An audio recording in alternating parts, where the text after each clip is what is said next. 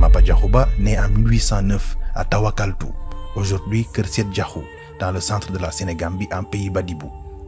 Son père Ndiogouba était un musulman peul, issu de la lignée des Deniyankobe, les anciens souverains du Fouta Toro avant l'arrivée des Torobé. Son grand-père Ibrahima Mapateba vivait encore au Jolof avant l'exil de la famille.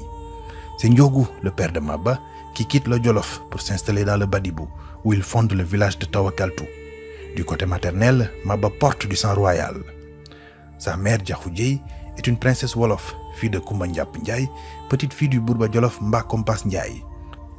Le père de Diakhou était un religieux du Jolof, originaire du Gandiol dans le Kayor. Ainsi Maba a un pied dans la noblesse peul musulmane et un autre dans la monarchie Wolof traditionnelle. Mais lui, il va rejeter les deux. Il va choisir un troisième chemin, la réforme radicale, le Coran avant la couronne.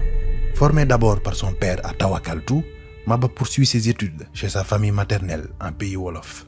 Il apprend auprès de Serigne Momar Mbaye à Longor Mbaye, près de Thilmakha-Mbakhol, un village fondé par Sakhewar Fatma Diop, arrière-grand-père de Lat Dior. Il part ensuite à Longor où il étudie chez Serigne Babacar Mbaye. C'est là qu'il développe sa rigueur.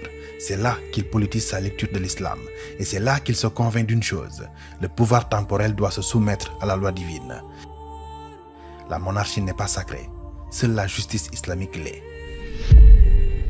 En 1846, alors que Maba enseigne tranquillement à Keur Maba, le destin frappe à sa porte. Un homme passe par Kabakoto, non loin. El Hadj Omar Foutiyou Tall, de retour de la Mecque. Les deux hommes se rencontrent. Omar voit en Maba un guide. Il lui donne le wird Tidjane et l'investit comme Khalif de la Tariqa Tidjaniya dans la région. Ce n'est pas qu'un acte spirituel, c'est un signal politique. Tu es mon représentant ici, tu défendras la foi par l'épée s'il le faut. Maba n'allait pas tarder à s'exécuter. Tout commence avec un roi du Saloum, Koumandama Mbodj, prétendant brutal au trône. En route pour Kaffrine, il traverse le village religieux de Nandjigi. Là, il entre dans la demeure de Serigne Mahadiara Birane Diop, s'allonge sur son lit. Un geste rituel interdit, une provocation assumée. Le marabout l'expulse. Peu après, Koumandama devient roi et il revient, mais cette fois pour se venger. Résultat, village brûlé, marabout tué, des centaines de morts, 70 captifs vendus comme esclaves. Maba organise une levée de fonds. Il récolte habits, chevaux, ânes. Le roi finit par regretter et rend les prisonniers. Mais le mal est fait. Il faut défendre l'islam. Le djihad devient inévitable.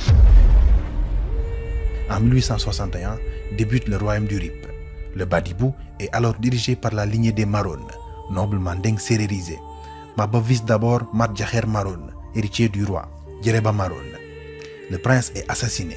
Le roi résiste, mais il est tué par Malik Adam, fidèle de Maba. Le Badibou tombe, avec lui un royaume vieux de 4 siècles. Maba rebaptise la région, le Rip. Il devient Almami, impose la Sharia, la Tariqa Tidjaniya et réorganise l'espace en tata des forteresses. À Nioro du Rip, l'ancien Paos Timar est transformé. Mur de 4 mètres, 400 mètres de long, construit en terre glaise, termitière, fer. À l'intérieur, puits, silos, dara et la résidence jaune de l'Almami. Une alliance stratégique. Les Anglais de Gambie, en 1861, à Batrest, actuel Banjul, les tensions montent. Les commerçants anglais ont été attaqués. Le gouverneur britannique, George Abbas Koli Darcy, veut riposter. Il s'allie avec Maba contre les rois animistes du Badibou. Résultat, armes livrées, expédition conjointe, le roi est battu, le complot éventé. Un prince voulait tuer Maba, mais il se trahit lui-même. Conclusion, le Rip est purifié, mais le Saloum prépare sa revanche.